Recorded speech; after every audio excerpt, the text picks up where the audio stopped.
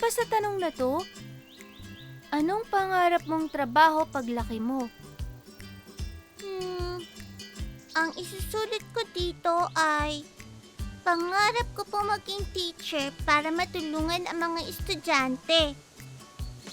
Wow, ang ganda naman ng sagot mo. Ikaw ba, Sasa? Anong naisulat mo? Wala pa ako naiisip at naisusulat eh. Bakit hindi mo isagot kung saan ka mahilig?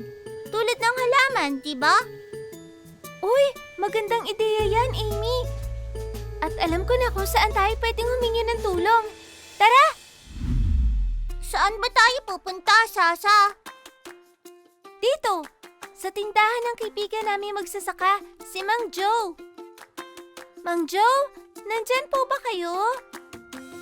Mang Joe? Sige, sa susunod, itutour ko naman kayo ha. Bye-bye! Oh, nandiyan ka pala, Sasa. Kumusta at napabisita ka? At may bago ka pang kasama ha? Magandang araw po, Mang Joe. Ito po ang kaklase kong si Amy. Hello po, Mang Joe. Nandito po kami para magtanong sana tungkol sa assignment namin sa school. Bilang kayo po ang kilala ko magsasaka, naniniwala po ako matutulungan niyo kami. Salamat naman sa tiwala, Sasa. Sakto at malapit na rin ako magsara. Pwede ko na kayong tulungan sa abot ng aking makakaya. Yay!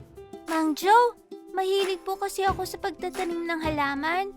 Kaya napaisip po ako, may mga professional po bang trabaho na konektado rito?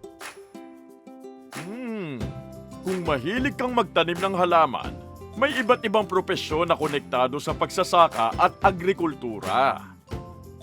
Tulad po ng ano, Mang Joe?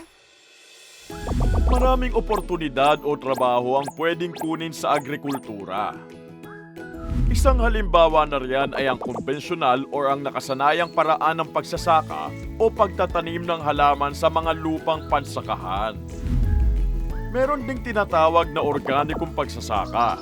Dito mas pinagtutuunan ng pansin ang pag-aalaga ng lupa at paggamit ng natural na mga pataba. Kumbagay, eco-friendly o nakatutulong sa ating kapaligiran. Ito pong trabaho niyo, Mang Joe. Ano pong tawag dito?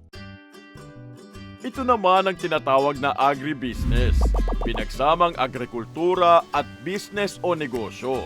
Sakop ng mga agribusiness ang pagtatanim ng produkto, pagpoproseso nito, at ang pamamahagi o pagbebenta ng aming pananim. Meron din tayong agriturismo, kung saan inililibot o tinutur ang bisita sa isang bukid o rancho. Tinuturuan din ng mga bisita kung paano magtanim sa nakalilibang na paraan.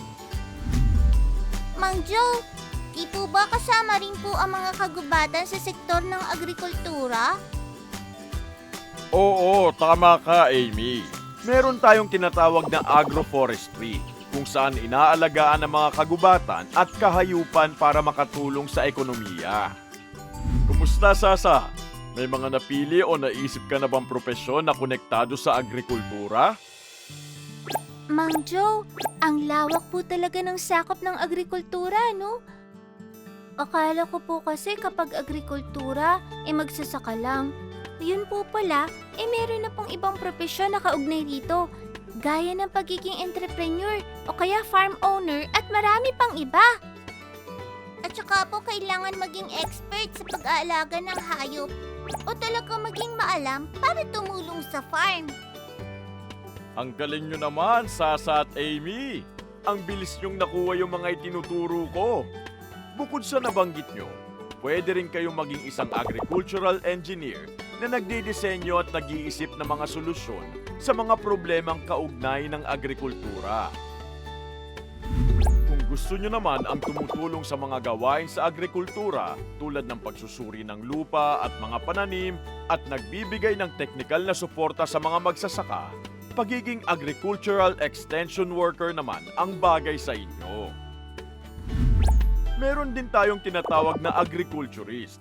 Sila yung mga nag-aaral at nagsasagawa ng mga pamamaraan para mapabuti ang pagtatanim, pag-aalaga ng hayop, at pangangalaga sa lupa.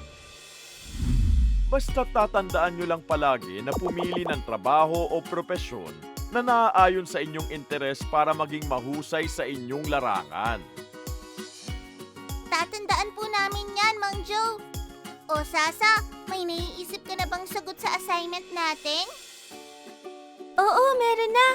Pero may isa pa akong tanong kay Mang Joe. Ano ulit yun, Sasa?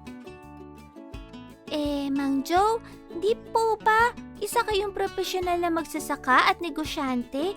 Napaisip lang po ako, ano po ang mga katangian na kailangan para po tumagal sa ginagawa nyo? Maraming katangian na kailangan upang maging matagumpay na profesional. Una, kailangan maging masipag. Pisikal na trabaho ang pagsasaka at maraming kailangang gawin sa araw-araw. Pangalawa, maparaan. Hindi maiiwasan ang mga problema sa farm, kaya kailangang maging maparaan sa paghahanap ng solusyon. Pangatlo, masigasig at matyaga.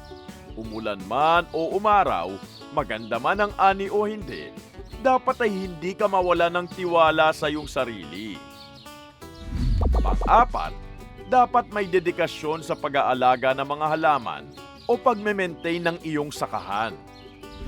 Pang-lima, dapat may lakas ng loob na sumubok, tulad ng ginawa kong pagsisimula ng sarili kong business. At panghuli, magkaroon ng plano. Hindi madali ang pagsasaka at pagbibusiness, kaya dapat planado ang bawat gagawin para siguradong ito ay tatangkilikin. Maging masipag, maparaan, masigasig, matyaga. Ang dami po palang kailangan. Buti na lang po nandyan kayo, Mang Joe, bilang magandang halimbawa. Ay nako, kayong mga bata talaga oh. Binola niyo pa ako. O siya, magsasara na ako at may bibisita pa sa aming sakahan. Kung may tanong ulit kayo o kailangan, welcome kayo lagi rito ha, Amy at Sasa. Salamat po, Mang Joe. Kumusta, Sasa? May naisulat ka na ba? Oo, paglaki ko, gusto ko nang maging isang masipag, matyaga, at mahusay na magsasaka. Wow!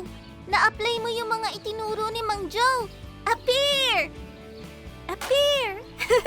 Tara na, at magmerienda na tayo. At marami pa kasi akong balak isulat sa assignment natin eh.